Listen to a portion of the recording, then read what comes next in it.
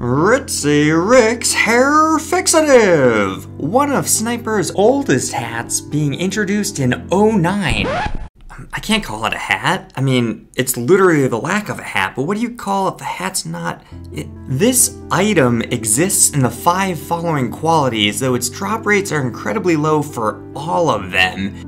Vintage quality exists because it came out before 2011. It actually came out during the classless update, along with 2 other hatless hats, which all had a lot of problems when they were first introduced. The classless update was so named because all 9 classes received 2 hats apiece, with the exception of Scout, NG, and Sniper, who all received hatless hats, or what their heads would look like without a hat.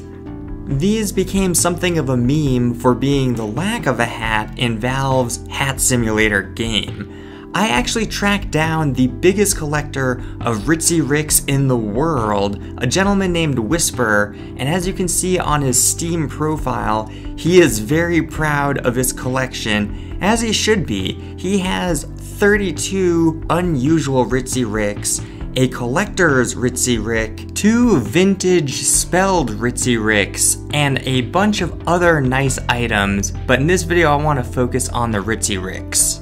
As I alluded to earlier in the video, this hat has a very low drop rate in unusual, and even though it's been around since 2009, only 32 unique unusual effects have been unboxed on this hat.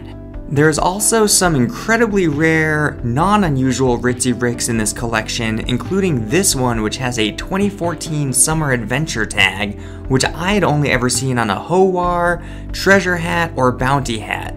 As you can see in this note in his Steam profile, this collection includes one of every unique effect in existence for this hat, including everyone which is one of one.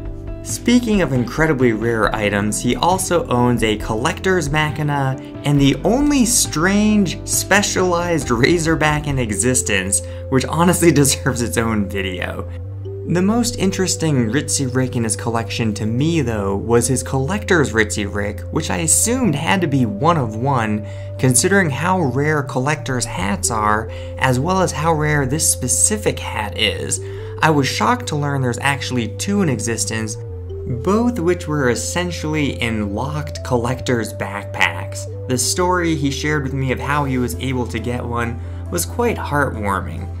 It was interesting to me because while his goal was very unique and not something that I would have set out to do, it was at the same time very human and universally understandable.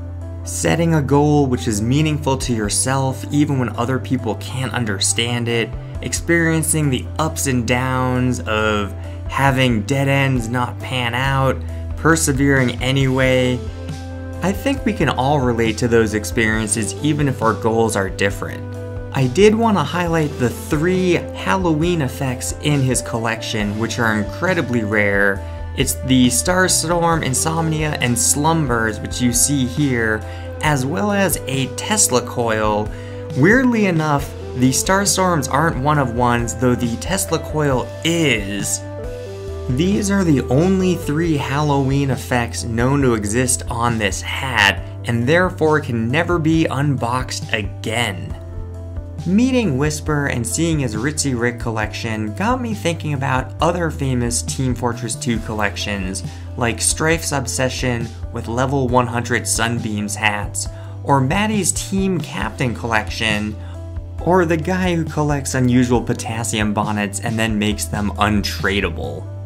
Let me know in the comments section if you'd like me to try and make videos on any of those collections.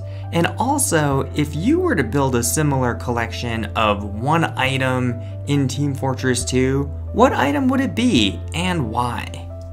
Thank you as always for watching, and if you enjoyed the video, consider liking and subscribing, as that would help me with my personal quest of becoming a more legitimate TF2er. Have a wonderful day, and I hope to see y'all in the next video. Bye.